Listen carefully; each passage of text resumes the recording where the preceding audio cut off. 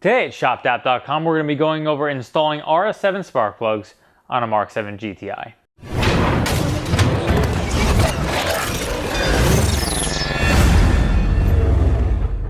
Okay, so before we get into installing spark plugs on our MK7 GTI, I want to talk real briefly about a few different things. First, if you're looking to replace spark plugs for maintenance, that obviously is something that is part of the maintenance schedule. I'll put a link to some of the common MK7 and MQB related maintenance schedules that we have available on our website in the description. If you're replacing them for a misfire, we also have a video that shows you how to go about diagnosing a misfire, because I generally don't recommending just replacing parts just to replace them. There is a proper procedure to try to determine if you have, or if a particular part is causing a failure before you obviously replace it. So I'll put a link to that video in the description below as well. It's going to show you how to actually go about diagnosing an individual cylinder misfire and trying to locate the component that's causing the problem, which spark plugs could be a potential cause of something like that. So that will help you eliminate that.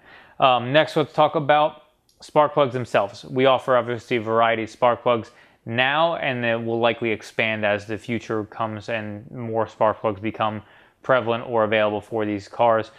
These are the RS7 plugs. These are a slight heat range colder than the factory plugs, which would be used for performance engines. As you take turbo cars and turn them into more performing vehicles, you would want to maybe step down the heat range of your spark plug. These are going to be probably one of the more popular ones. Another one that is commonly used is a Denso IKH24 plug. Those are recommended by APR at this time for some of their software to be used in conjunction with them. They do have a more stringent service interval on those plugs. I believe the recommendation is 10 to 15,000 mile intervals, whereas something like this would be more in line with your factory service interval for spark plugs. If you're not going down the road of performance and you're just looking for a factory replacement plug, those will also be a link in those to the description, which would be just the genuine plug to replace the factory ones on this vehicle. As we go forward, all the tools used in this video, including spark plug, socket, the ignition coil puller, and then our magnetic tray, will also be links in the description to those as well. With all that said, let's get into our install. Okay, so here we are in our engine bay. We have our ignition coils here, cylinder 1, 2, 3, and 4. And on this vehicle, obviously, we don't have an engine cover on it, so normally you would need to remove that. You would just pop that up and off. We have that shown in other videos before we had this catch can installed, where you can check that out, but essentially all it does is pull up. So removing the ignition coils is pretty simple, but we need to start by removing these 10mm ground nuts. And again, there's one on each. And we're going to throw them in our magnetic tray here, just so we don't lose anything along the way. Now we can pull these grounds up and remove the bolts for the ignition coil. And these are all 10mm.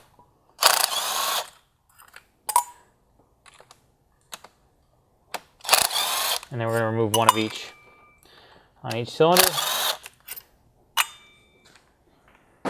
Now, because I'm experienced, this wouldn't be a concern of mine, but for some people, it may be easier to remove these electrical connectors before you unbolt them, just because these are going to move a little bit, and if you're not experienced, you might want it to be a little bit more rigid. So the way to remove an electrical connector is going to be to push down on this tab back here, and then you're going to push in this direction towards the ignition coil, and then slide it up and out of the way, and you'll see it kind of release like that.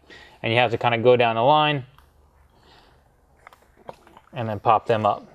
Again, because these are all on this one harness here, you have to kind of slide each one up at a time to allow them to release all at one time.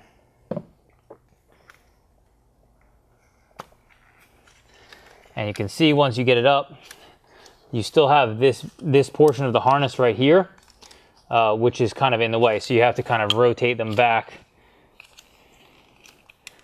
to allow the connector to clear. And you can kind of wiggle that out of the way. You will need to have, obviously, the ignition coil unbolted on these center ones to kind of get these connectors out of the way. So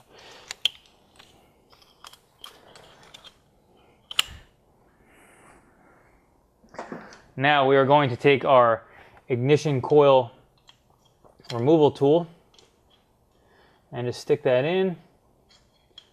We're going to spin this down, and as you're tightening this, it's going to expand the base of this. Now it'll allow you to have somewhere extra to grab, because these ignition coils often are tough to get out.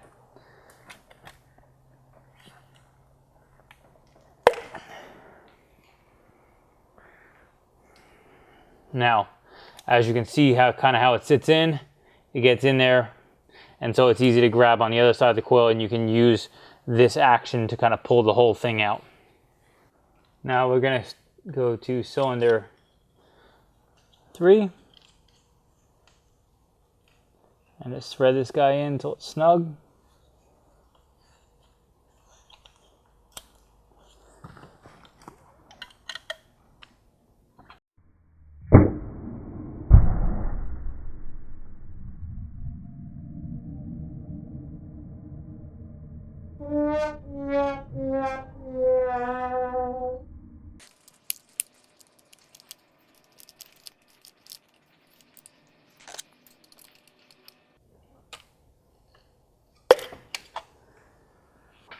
Okay, so if we look at what just happened there, to me this design is a little bit concerning. I don't know if the newer coils have the same issue, but if you pull hard enough on this part of the ignition coil, it can separate from this lower portion that attaches to the coil. And what I did was I took 2 pairs of pliers and kind of grabbed it, and then used kind of a fulcrum on the top of the valve cover area to pull this up and out. They seem to be pretty stuck on the actual spark plugs themselves, which is a challenge you're going to run into.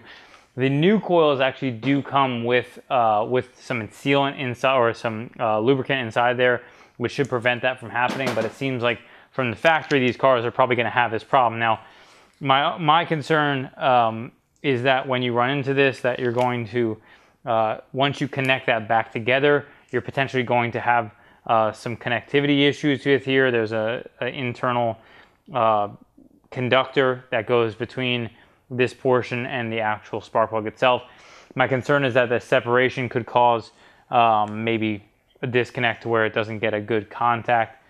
That's probably not the case. It's probably fine, but just something to be aware of when you're going to be installing spark plugs in these cars, that could happen, and obviously that would be a concern, that if you cannot get that out of there, you may end up damaging this rubber boot, in which point you'd have to replace the ignition coil itself.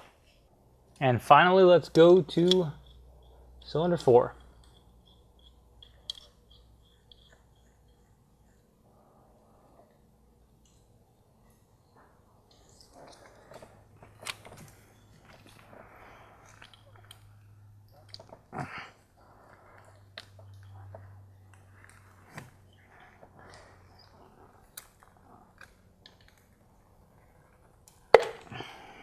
So what appears to work best in this circumstance is actually to have this, and then once you pull this up, kind of use your fingers to grab onto the base of this boot, and then actually hold the tool here, which will allow you to get as much leverage on this as possible to pull these out. Okay, so now we're going to start with removing our plugs, which is going to be cylinder 4. Now, one quick note I want to make. Our spark plug socket, the first time you use it, is going to be pretty snug fit, so you're going to have to kind of push down to get the spark plug firmly in there. This obviously allows it to grab onto the spark plug really well when you're coming back up with it. So again, first time use, expect it to be pretty snug.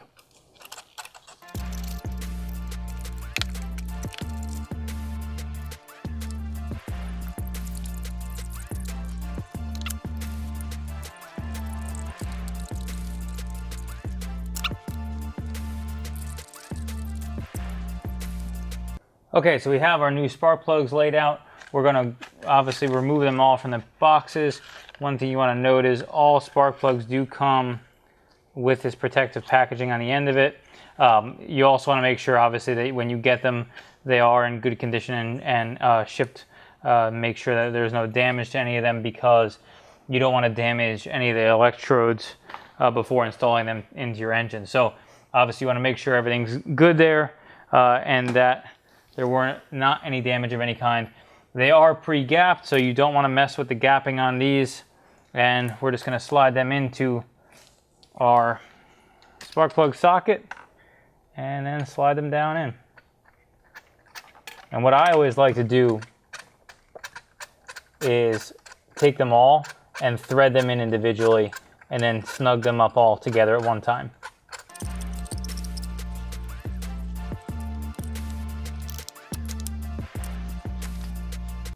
Now, something worth considering as vehicles age is looking down in the cylinders to see if you have oil in there.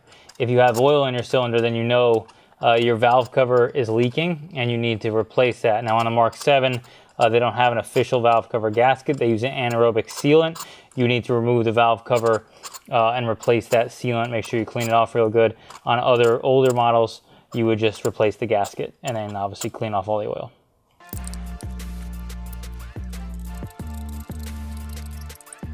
Now, another note, because this spark plug socket's new, what you're going to want to do is it'll often get stuck. If you try to pull straight up on the extension that you're using, it's going to get stuck. So you kind of want to lean back on it and kind of pull it back towards the back edge. This will kind of allow it to pull up and not pull out of the actual socket itself. Now we're going to install our last one. Okay, as mentioned before, I'm going to snug this up, and then now these are going to be tightened to 30 Newton meters as per VW spec. So let's go ahead and do that. Again, 30 Newton meters is not real tight. And move on to our next one. Now we go to cylinder 2.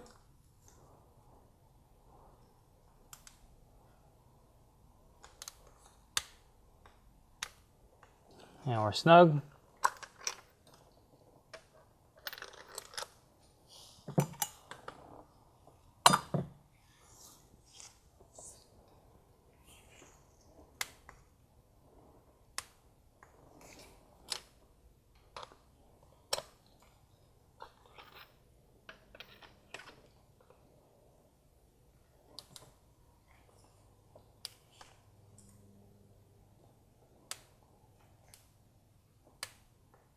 And we're all set installing those spark plugs. Now we're going to reinstall our ignition coils. Again, one note about this, because these are new ignition coils, they have a lubricant inside this ignition coil to prevent the spark plugs from getting stuck on there. Because this seems to be a thing on Mark 7s where these boots get stuck on the spark plugs, you may consider putting a little bit of anti-seize just on the edge wall of this. Again, I wouldn't go crazy because you don't want to disrupt the actual connection between the two. So that's going to be something just to consider when you're installing these. So we're just going to go ahead and slide them in. And you're just going to kind of apply pressure until you see them sit all the way down.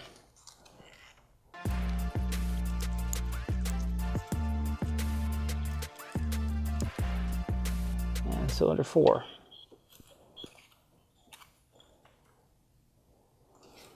Now we're going to plug all these back in.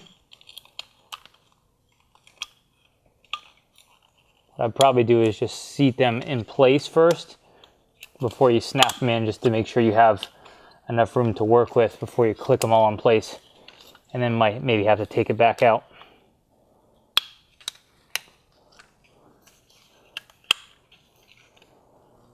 And I gotta snap them in one by one.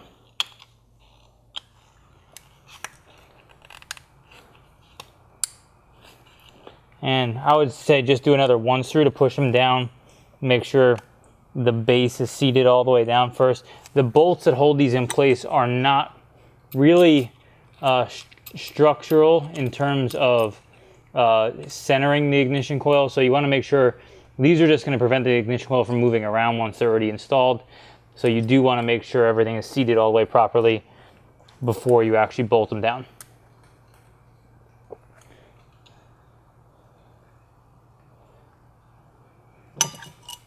And something to remember, these grounds go on top of this bolt, not below it. So you've got to bolt down this 10 millimeter with a stud on it, and then you can go ahead and put that ground on top of that with the nut. Now, one thing I'm noticing here, because of the way these are seated, it kind of allows this this bolt to not necessarily thread super clean in there. So if you put pressure on the side of the coil, kind of wiggle it back and forth, you'll kind of feel it free up the threads a little bit. So just be cautious, because I always say, if you're not sure if something's threading clean, you should always kind of be cautious, and if you need to back it out, don't just kind of ram it home and hope that the threads are going to be fine. So that's something to just be aware of when you're doing this. All those are threaded in real well, and we're just going to get them the rest of the way down.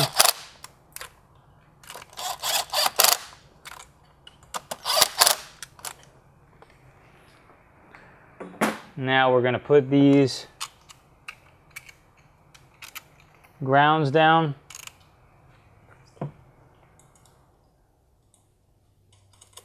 And same deal, make sure you thread them down real good.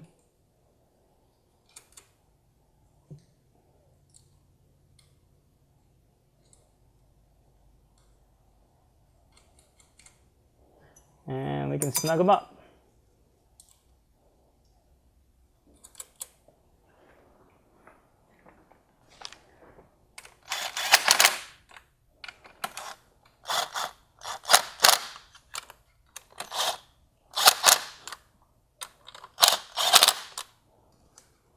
And we're all set.